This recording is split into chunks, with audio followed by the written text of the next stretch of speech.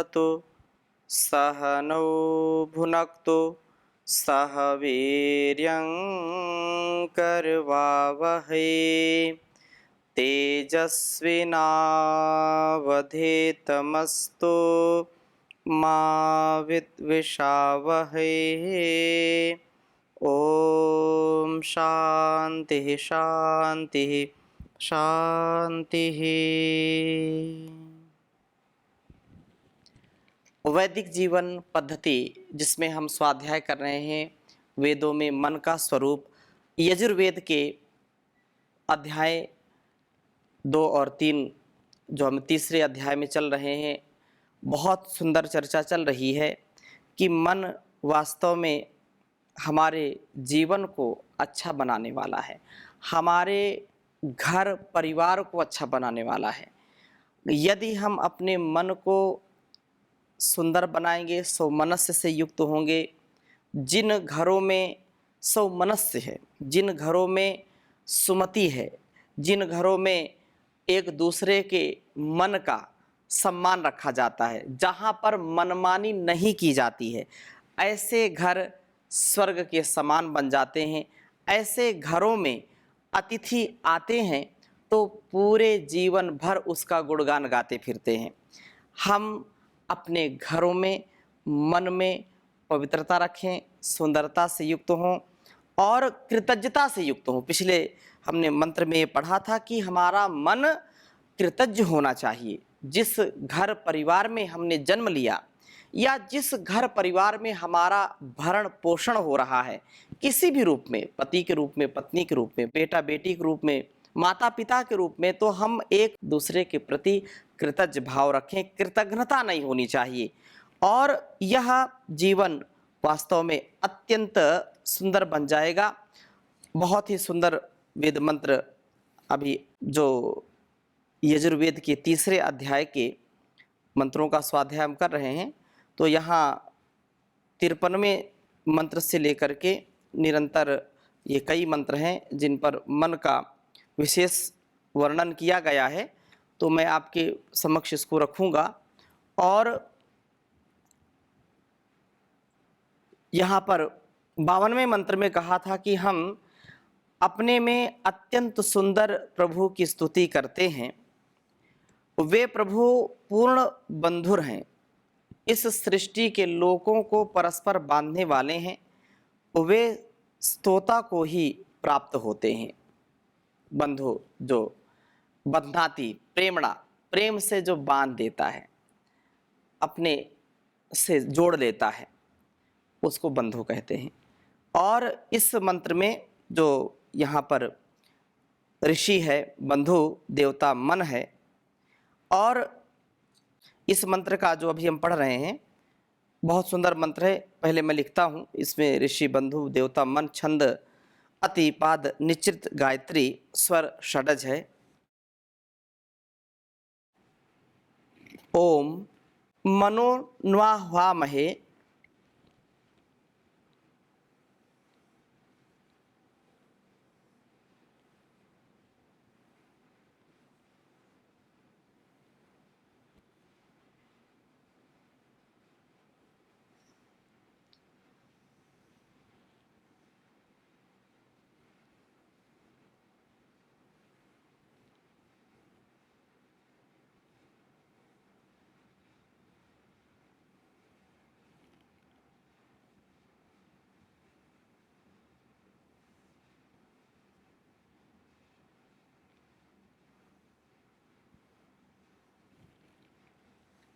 नोहवा महे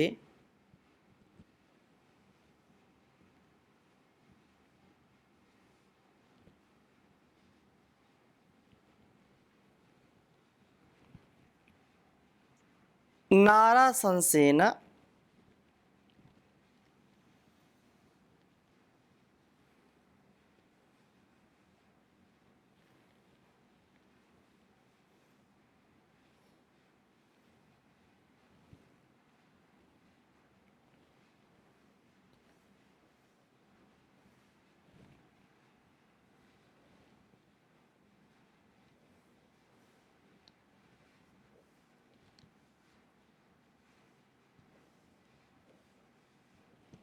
नारा संसेन स्तोमेन।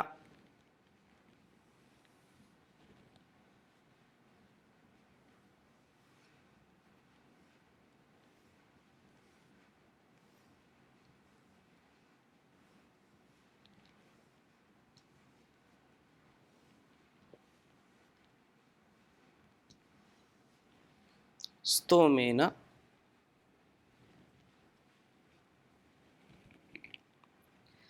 पितॄणां च मन्मभिः।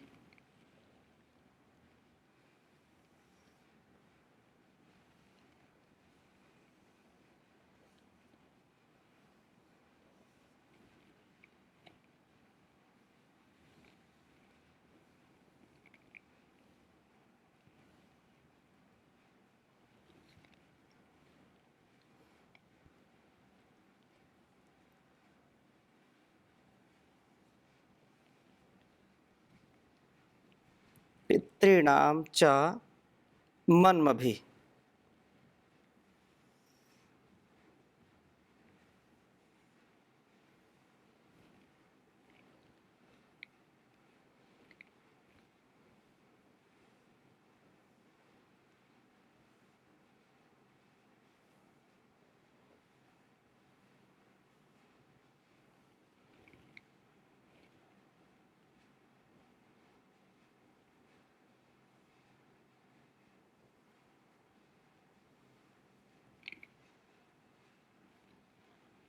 यजुर्वेद के तीसरे अध्याय का यह 53वां मंत्र है।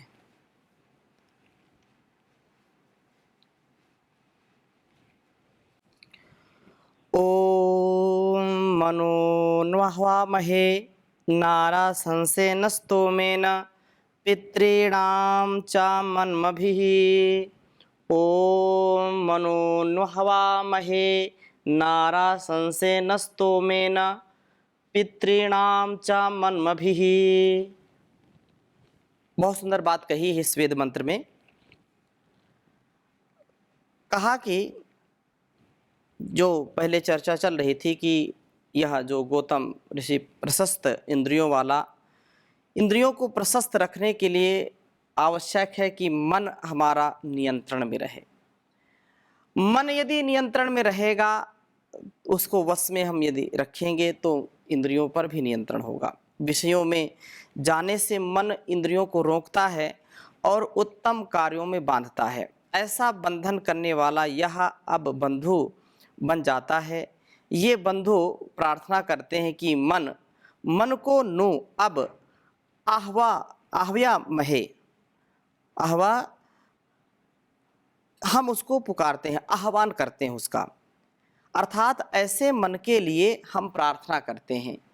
मन कैसा होना चाहिए, ऐसी प्रार्थना की है कि मन को जो है नारा संसेन, नार समूह को आशंस सर्वतः प्रशंसनीय बनाने वाले स्तोमेन, स्तुति समूह से युक्त है और पितॄणाम जानदाता आचार्यों के मन भी मननीय जानों से संपन्न है।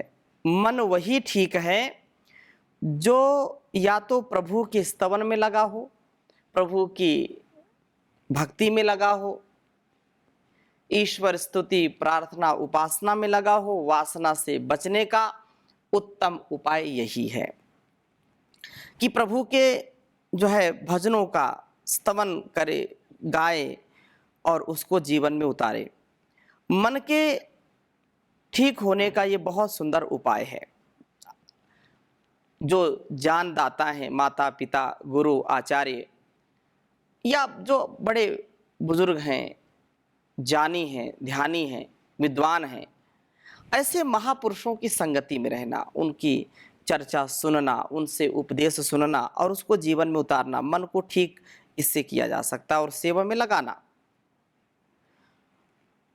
ज्ञान प्राप्ति में मन को लगाना। और मन के दो ही व्यसन उत्तम हैं, हरिपाद सेवनम विद्याभ्यसनम। ये दो व्यसन है। व्यसन तो और संसार में पता नहीं कैसे कैसे व्यसन है, कैसे कैसे जो है मन को फूहड़ता से उसको ठीक करने का लोग प्रयास करते हैं। कोई नशा करता है, कोई नाच कूद करता है। पता नहीं कैसे कैसे आज का वातावरण है कि क्या करें, मनोरंजन कर रहे हैं, क्या कर रहे हैं, मन को बहला रहे हैं, एंटरटेनमेंट कर रहे हैं। ये ऐसा कैसा लोगों का स्वभाव हो गया गलत चीजों का, जिससे हमारा शील, स्वभाव, चरित्र बिगड़ता है, जिससे हमारे मन में जो है विषयों का आकर्षण बढ़ता है। ऐसे मनोरंजन, फुहड़ता से युक्त जो आजकल का वातावरण है वो अच्छा नहीं है।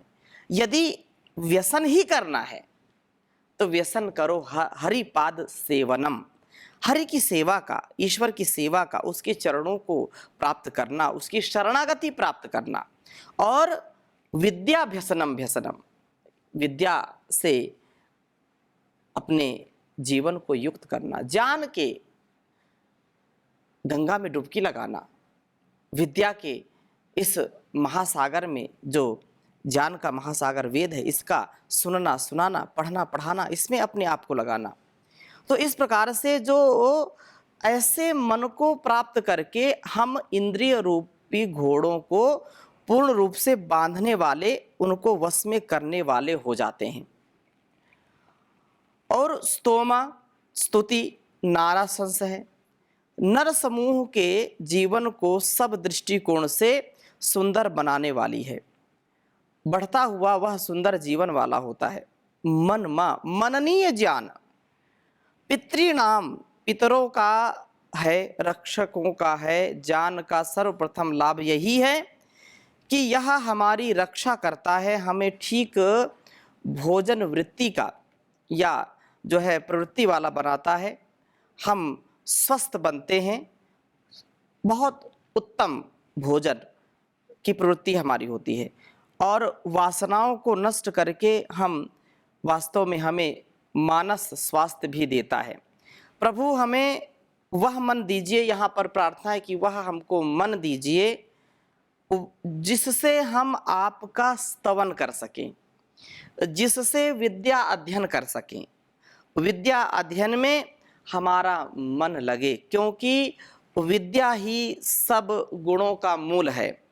और विद्या के पालन करने से, विद्या को जीवन में उतारने से अविद्या से हम छूटते हैं, क्योंकि ये अविद्या ही सारे क्लेशों का मूल है। अविद्या, अस्मिता, राग, द्वेष, अभिनिवेशा, पंच क्लेशा, ये 5 जो क्लेश हैं उन सब के मूल में अविद्या है। यदि अविद्या से हम छूट जाएं, अविवेक से, अज्ञान से, अधर्म से, अभाव से, अंधकार से यदि हम छूट जाते हैं तो जीवन हमारा प्रकाशमय हो जाता है, जीवन हमारा देदीप्यमान हो जाता है और हम वास्तव में उत्तम जीवन जीने वाले हो जाते हैं।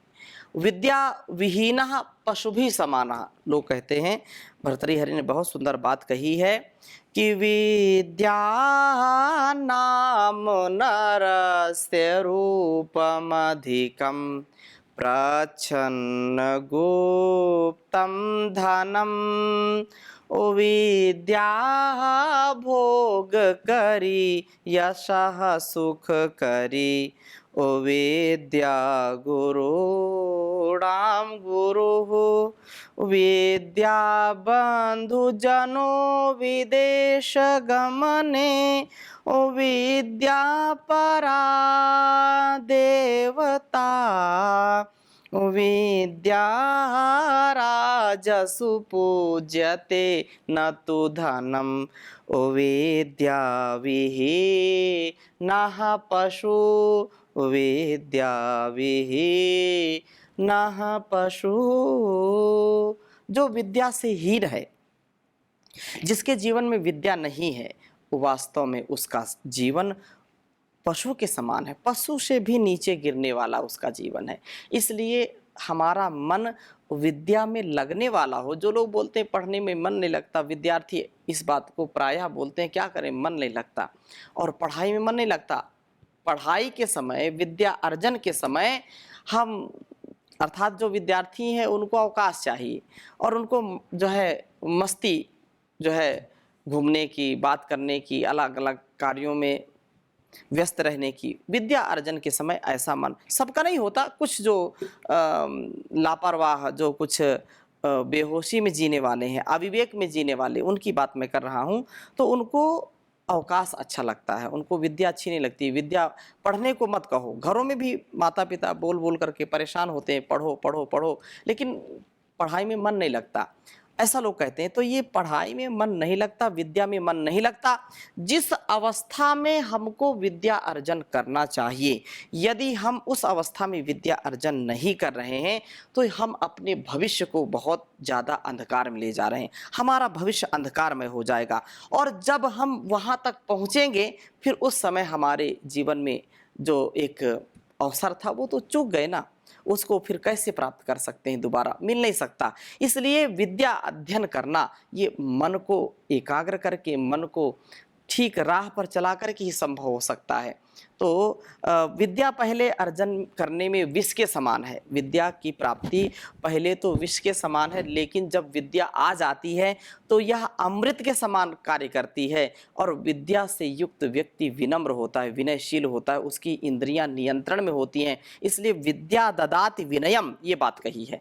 विद्या ददाति विनयम का मतलब यही है कि एक तो विनयशीलता जो है बहुत ही कृतज्ञ भाव से रहना। एक विनयशीलता वो है कि अपने उद्वेगों को, अपने जो गलत संस्कार हैं या जो गलत विचार हैं, इंद्रियों का जो बहिर्मुख होना, विषयों का आलंबन लेकर के झुक जाना, ये जो है उसको कंट्रोल में करना, ये विनय कहलाता है। विनय से युक्त व्यक्ति होता है विद्या के द्वारा। तो यह बहुत ही उत्तम बात कही यहाँ पर, और बहुत सुंदर आगे भी चर्चा की है। 54वें मंत्र में कहा, ओम आ न एतु मनः पुनः कृत्वे दक्षाय जीवसे ज्योक्षा सूर्यम दृशे।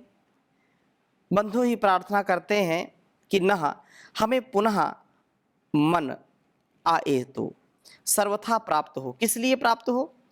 कृत्वे कर्म संकल्प के लिए प्राप्त हो। ये मन प्रभु से प्रार्थना है कि ये मन हमको प्राप्त हो। क्यों प्राप्त हो?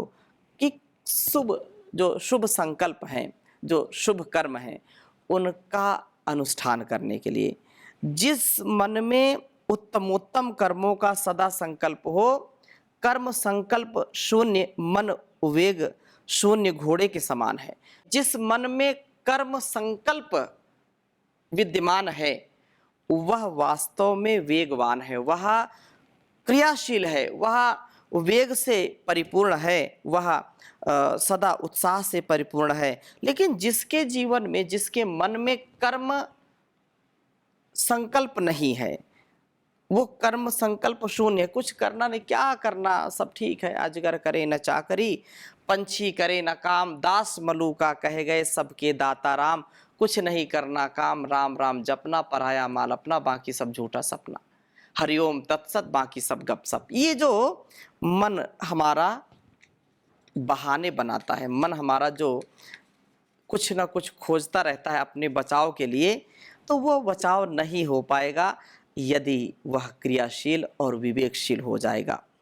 तो आगे कहा कि वह विवेक शून्य, या ये कहें कर्म संकल्प शून्य मन वेग शून्य घोड़े के समान है, या ये कहें कि दूध से रहित गौ के सदृश है, जो है दुग्ध से युक्त नहीं है, या यह कहें कि वह मन तो नक्षत्र विहीन गगन है। कितनी बड़ी बात कही कि वह मन जिसमें संकल्प नहीं है, जिसमें कर्म करने का उत्साह नहीं है, वह ऐसा ही है जैसे जो है नक्षत्र विहीन, जैसे तारे चंद्र आदि से रहित, बिल्कुल सादा सा, बिल्कुल जो है सामान्य सा जो गगन है, उस गगन की शोभा ही क्या है जिसमें तारे नजर ना आए, जिसमें सूर्य चंद्र दिखाई ना पड़े। उस आकाश का, उस गगन का क्या सौंदर्य होगा? अर्थात कुछ भी नहीं होगा।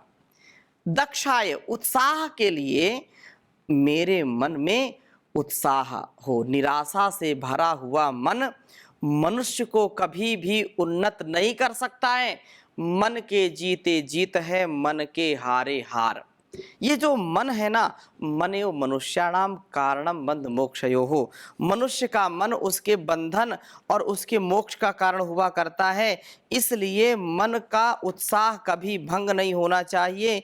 मन का जो है बहुत ही उत्तम सामर्थ्य है, इसलिए मन बहुत ही हमारे लिए कल्याणकारी हो सकता है यदि मन को हम ठीक प्रकार से चलाएं। इसलिए कहा है कि मन सब कुछ करता है, और कहा कि मन ही को पर बोधिए, मन ही को उपदेश, मन ही को पर बोधिए, मन ही को उपदेश, जो यह मन को बसी करे, शिष्य हो ये सब देश, रे कबीरा शिष्य हो ये सब देश।